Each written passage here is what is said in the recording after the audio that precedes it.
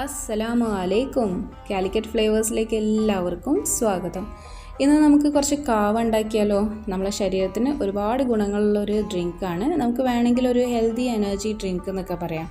നമുക്ക് നല്ല സ്ട്രെസ്സൊക്കെ ഉള്ള സമയത്ത് കുടിക്കുകയാണെങ്കിൽ നല്ലൊരു റിലാക്സേഷൻ ഫീൽ ചെയ്യും. അതേപോലെ തന്നെ നല്ലൊരു ഹെവി മീലൊക്കെ കഴിഞ്ഞിട്ട് കുടിക്കുകയാണെങ്കിൽ നമ്മളെ ഡൈജഷനൊക്കെ വളരെ ഹെൽപ്ഫുള്ളാണ്.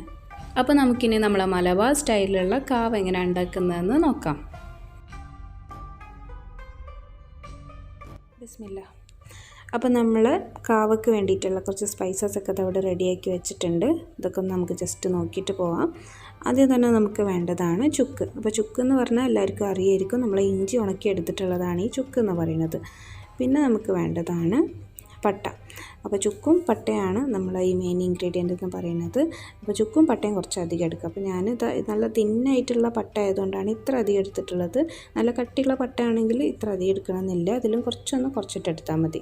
പിന്നെ നമുക്ക് കുരുമുളക് വേണം, അത് നിങ്ങൾ എരിവിനനുസരിച്ചിട്ട് എടുക്കുക. പിന്നെ ഏലക്കായ, കുറച്ച് ഗ്രാമ്പു, അത് കുറച്ചെടുത്താൽ മതി. 5 ഏലക്കായ 5 ഗ്രാമ്പു എടുത്തിട്ടുണ്ട്. ഇനി ഇതൊക്കെ ഒന്ന് നമുക്ക് ജസ്റ്റ് ഒന്ന് ചതച്ചെടുക്കണം. പൊടിച്ചെടുക്കണമെന്നില്ല, ഒന്ന് ചതച്ചെടുത്താൽ മതി. നമ്മൾ ചതച്ചെടുത്തിട്ടുള്ള പൊടി നമ്മൾ കാവ ഉണ്ടാക്കുന്ന പാത്രത്തിലേക്ക് ഇട്ട് കൊടുക്കാം. ഇനി ഇതിലേക്ക് ഒരു 3.5 ഗ്ലാസ് വെള്ളം കൂടെ ഒഴിച്ച് കൊടുക്കുകയാണ്.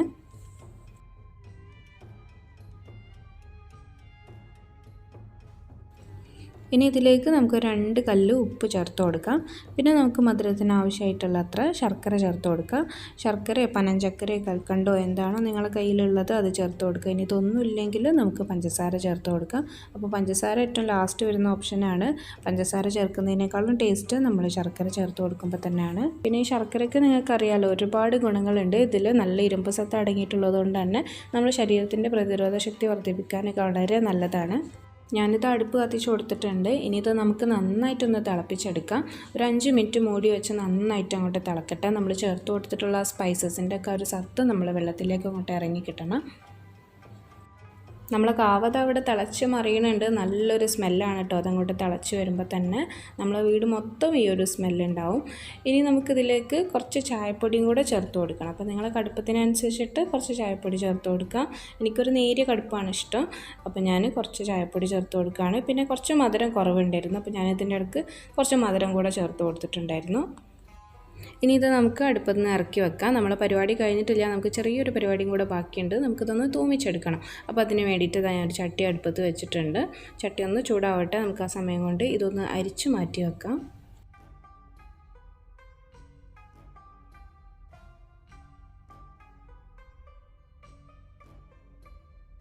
ഇപ്പോൾ ഇതാ നമ്മളെ ചട്ടി നന്നായിട്ട് ചൂടായിട്ടുണ്ട്. നമുക്കിതിലേക്ക് നെയ്യ് ചേർത്ത് കൊടുക്കാം. നല്ല നെയ്യാട്ടോ ചേർത്ത് കൊടുക്കുന്നത്. നമ്മൾ RKG മിൽമൊക്കെ പോലെയുള്ള നല്ല നെയ്യ് ചേർത്ത് കൊടുക്കുക. ഇനി ഇതൊന്ന് ചൂടായതിന് ശേഷം 2 ചുവന്നുള്ളി നല്ല നേരിയതായിട്ട് അരിഞ്ഞെടുത്തത് ചേർത്തിട്ട് നന്നായിട്ട് അങ്ങോട്ട് മൂപ്പിച്ചെടുക്കുക. ഇനി ചുവന്നുള്ളി ഇല്ലെങ്കിൽ നമ്മൾ വലിയ ഉള്ളി ചെറിയൊരു കഷ്ണം നല്ല നേരിയതായിട്ട് അരിഞ്ഞെടുത്തിട്ടൊന്ന് ചേർത്ത് കൊടുത്താലും മതി.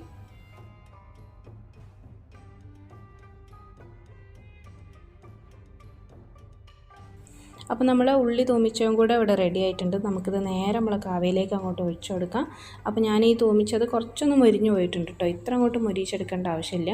പിന്നെ ഈ കാവയിലേക്ക് ഉള്ളി നെയ്യൊക്കെ ഒഴിക്കുന്നത് കാണുമ്പോൾ തന്നെ ചിലർക്കൊരു ബുദ്ധിമുട്ടുണ്ടാവും. പക്ഷേ നിങ്ങൾ ഒരു പ്രാവശ്യമെങ്കിലും ഇതുപോലെ ഉണ്ടാക്കി കുടിച്ചു നോക്കണം കേട്ടോ. എല്ലാവർക്കും ഇഷ്ടപ്പെടണമെന്നില്ല, ഇഷ്ടപ്പെടാത്തവർക്ക് ഈ ഒരു സ്റ്റെപ്പ് അങ്ങോട്ട് ഒഴിവാക്കാം. പക്ഷേ എനിക്ക് ഭയങ്കര ഇഷ്ടമാണ്. എനിക്ക് കാവ ഉണ്ടാക്കുമ്പോൾ ഈ ഉള്ളി തൂമിച്ച് ഒഴിച്ചാലാണ് കാവാവുന്നതെന്ന് എനിക്ക് തോന്നിയിട്ടുള്ളത് കേട്ടോ. പിന്നെ നമ്മളിതിൽ ചേർത്തിട്ടുള്ള ഓരോ ഇൻഗ്രീഡിയൻറ്റിനും അതിൻ്റേതായ ഗുണങ്ങളുണ്ട്. ഈ റെസിപ്പി എന്നൊക്കെ പറയുന്നത് പണ്ടേ നമ്മളെ വലിയമ്മമാരൊക്കെ ഉണ്ടാക്കിയിട്ടുള്ളതാണ്. ഓരോ തലമുറകളായിട്ട് കൈമാറി വന്നിട്ടുള്ള റെസിപ്പിയാണ്. അപ്പോൾ നിങ്ങൾക്കും തീർച്ചയായിട്ടും ഇഷ്ടമാവുമെന്ന് വിചാരിക്കണം. ഇനി നല്ല ചൂടോടുകൂടി തന്നെ നമുക്ക് അങ്ങോട്ട് സെർവ് ചെയ്യാം. പിന്നെ നിങ്ങൾക്ക് കുറച്ചുകൂടെ എരിവ് വേണമെന്ന് തോന്നുകയാണെങ്കിൽ നമ്മൾ കുരുമുളകിൻ്റെ അളവ് കുറച്ചൊന്ന് കൂട്ടിയെടുത്താൽ മതി. നമ്മളെ ചുക്കിലും അത്യാവശ്യം എരിവ് ഉണ്ടാവുമല്ലോ. അപ്പോൾ നോർമലായിട്ടുള്ളൊരു സ്പൈസ് ലെവലിലാണ് ഞാനിപ്പോൾ ഇത് ഉണ്ടാക്കിയിട്ടുള്ളത്. പിന്നെന്താ, നിങ്ങൾക്ക് ഈ വീഡിയോ ഇഷ്ടമാവുകയാണെങ്കിൽ എന്തായാലും ട്രൈ ചെയ്ത് നോക്കുമ്പോൾ അഭിപ്രായങ്ങളൊക്കെ അറിയിക്കാൻ മറക്കരുത്. അപ്പോൾ ഇൻഷാ അല്ലാഹ് ഇനി നല്ല റെസിപ്പീസൊക്കെ ആയിട്ട് നമുക്ക് കാണാം. അസ്സലാമു അലൈക്കും വറഹ്മത്തുള്ളാഹി.